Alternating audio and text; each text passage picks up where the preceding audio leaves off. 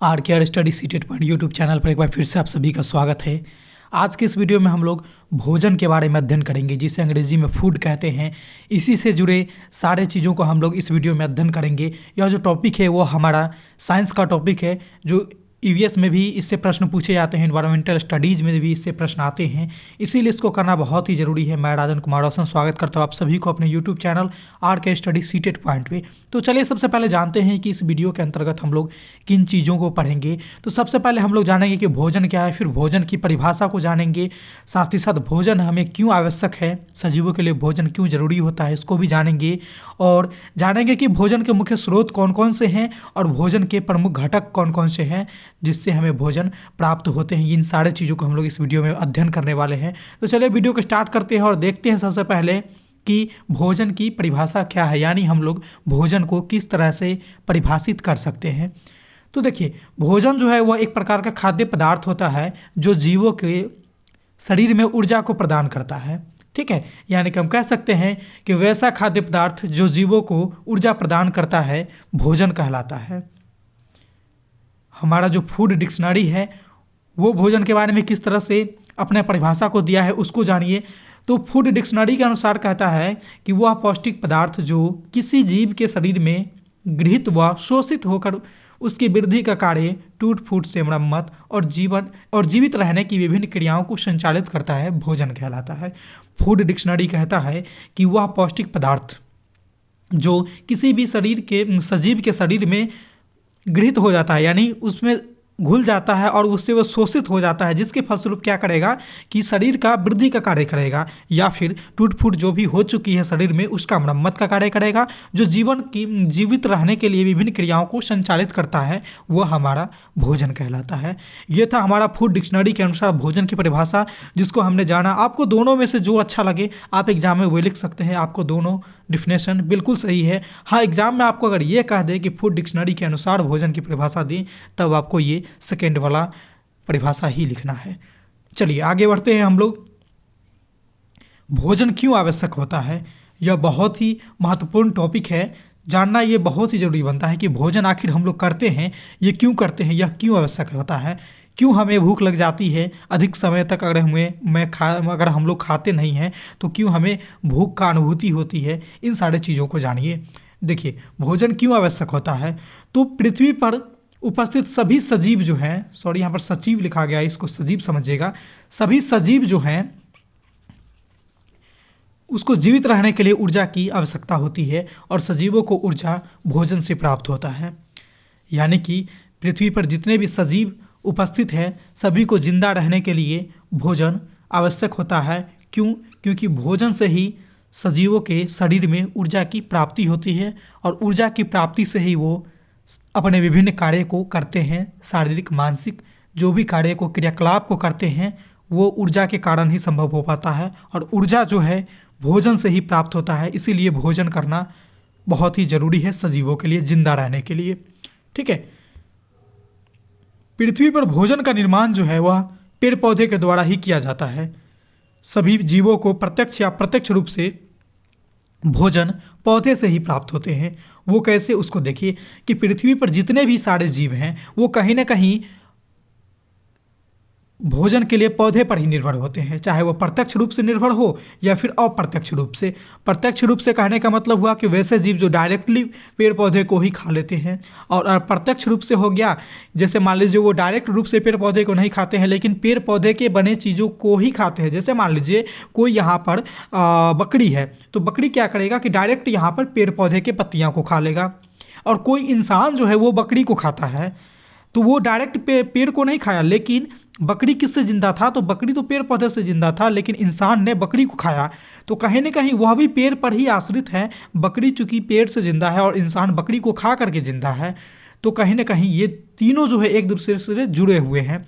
तो इसीलिए कहा गया है कि पृथ्वी पर भोजन का निर्माण जो है स्वयं सिर्फ पेड़ पौधा ही करता है, बाकी के सारे जीव जो है वो पेड़ पौधे पर ही निर्भर होते हैं, चाहे वो प्रत्यक्ष रूप से निर्भर हो या फिर अप्रत्यक्ष रूप से निर्भर हो। मैं उम्मीद करूँगा कि यह जो चीज़ें मैंने बताने की कोशिश कर रहा हूँ वो शायद आप समझ गए होंगे कि प्रत्यक्ष या अप्रत्यक्ष रूप से जो भी जीव हैं, जो भी सजीव हैं, वो पेड़ पौधे पर ही आश्रित होते हैं अपने भोजन के लिए। चलिए आगे हम लोग चलते हैं इस वीडियो के इस टॉपिक में के संदर्भ में। कहता है कि सभी सजीव जो भोजन को ग्रहण करते हैं उनसे विभिन्न शारीरिक क्रियाएं के लिए उन्हें ऊर्जा की प्राप्ति होती है, जो कि मैंने पहले ही बताया है। इन क्रियाकलाप में हमारा शारीरिक क्रियाओं में सांस लेना जैसे हो गया, चलना, उठना, दौड़ना इत्यादि क्रियाकलाप सम्मिलित होता है। इन सारे क्रियाकलाप को करने के लिए जो हमारे जो शरीर में ऊर्जा आती है वह ऊर्जा हमें भोजन से ही प्राप्त होती है। आगे हम लोग बढ़ते हैं टॉपिक में और देखते हैं भोजन के प्रमुख घटक कौन कौन से हैं, वो कौन कौन से घटक हैं, वो कौन कौन से स्रोत हैं जिससे हमें भोजन की प्राप्ति होती है। भोजन के मुख्य स्रोत के बारे में जानते हैं। तो देखिए भोजन के मुख्य स्रोत जो है वो सिर्फ दो ही हैं, एक है हमारा पादप और दूसरा है हमारा जंतु। यानी कि मुख्य स्रोत की बात करें अगर हम लोग तो हमारा दो ही स्रोत है, एक है पादप और दूसरा है जंतु। या तो हम पेड़ पौधे को खा करके जिंदा रहेंगे या फिर जंतु को खा करके जिंदा रह सकते हैं, ठीक है, यही दोनों है, तीसरा कुछ भी नहीं है। पादप और जंतु के अलावा हमारा भोजन का स्रोत इस पृथ्वी पे कुछ भी नहीं है सजीवों के लिए। चलिए एक एक करके जानते हैं कि पादप उत्पाद में हम लोग किन किन चीज़ों को ग्रहण करते हैं, लेते हैं, और जंतु उत्पाद से हम लोग किन चीज़ों को, किन सामग्रियों को भोजन के रूप में इस्तेमाल करते हैं। तो चलिए सबसे पहले हम लोग जानते हैं पादप उत्पाद के बारे में। पादप उत्पाद यानी कि जैसा कि नाम से स्पष्ट है, पादप कहे तो पेड़ पौधा, ठीक है, और उत्पाद कहे तो इससे प्राप्त होने वाले चीज़। यानी पादप उत्पाद में क्या होता है कि हमें वे सारे चीज़ प्राप्त होंगे जो पेड़ पौधे से मिलते हैं, ठीक है। यानी कि इस प्रकार के उत्पाद पेड़ पौधे एवं विभिन्न वनस्पतियों से प्राप्त होता है। पादप उत्पाद के अंतर्गत हमें फल, सब्जियां, अनाज, मसाला एवं पेय पदार्थ इत्यादि आते हैं।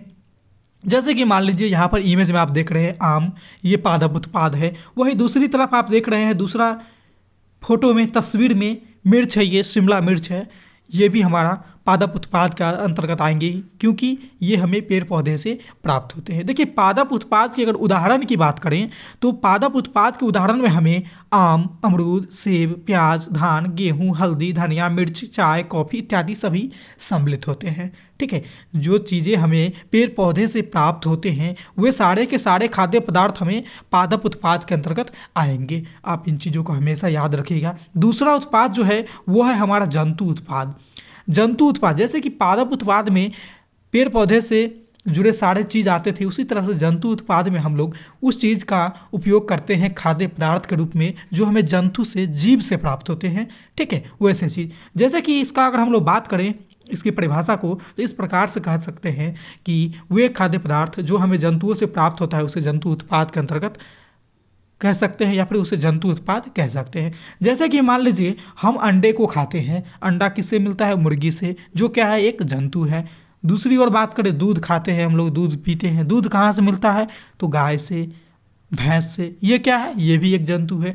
तीसरी बात करते हैं, जैसे हो गया हमारा मांस, मांस कहाँ से खाते हैं? तो यह भी जंतु है, बकरी का मीट हो गया, मुर्गा का मीट हो गया, या फिर मछली खाते हैं। ये सारे चीज़ क्या आते हैं ना कि ये सारे के सारे खाद्य पदार्थ जो है जो हम खाते हैं ये हमें जंतु से प्राप्त हो रहे हैं, ठीक है।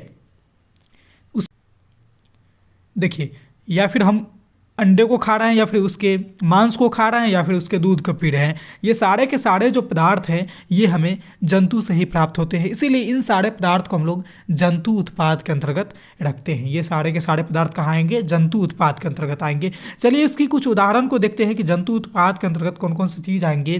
तो जंतु उत्पाद के अंतर्गत हमें मांस, अंडा, दूध इत्यादि प्राप्त होते हैं जो हमें जंतु से प्राप्त होते हैं। ये सारे के सारे चीज़ आएंगे हमारे जंतु उत्पाद के अंतर्गत। अब आगे बढ़ते हैं हम लोग इस टॉपिक में और जानते हैं कि भोजन के प्रमुख घटक कौन कौन से हैं। यानी कि भोजन के घटक कहने का मतलब भोजन जो हम करते हैं उसमें से हम लोग कौन कौन से प्रमुख चीज़ों को पाते हैं, हमारे शरीर को कौन कौन से प्रमुख घटक मिलते हैं। तो इसकी अगर हम बात करें तो भोजन के प्रमुख घटक में आते हैं हमारा कार्बोहाइड्रेट, वसा, प्रोटीन, विटामिन, उक्षांश एवं खनिज लवण आते हैं। ये सारे के सारे चीज़ हमारे भोजन के प्रमुख घटक में आते हैं और ये सारे के सारे चीज़ें संतुलित आहार के लिए बहुत ही जरूरी होती हैं।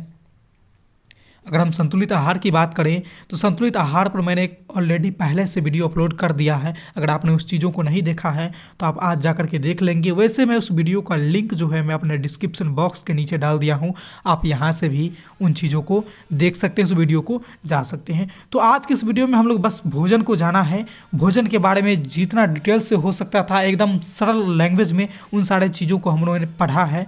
मैं उम्मीद करूँगा कि यह जो आज का हमारा टॉपिक था, सेशन था, वीडियो था, ये आपको अच्छे से समझ में आई होगी। इसी तरह के और भी वीडियो देखने के लिए आप बने रहिएगा हमारे साथ आरकेआर स्टडी सीटेट पॉइंट के साथ।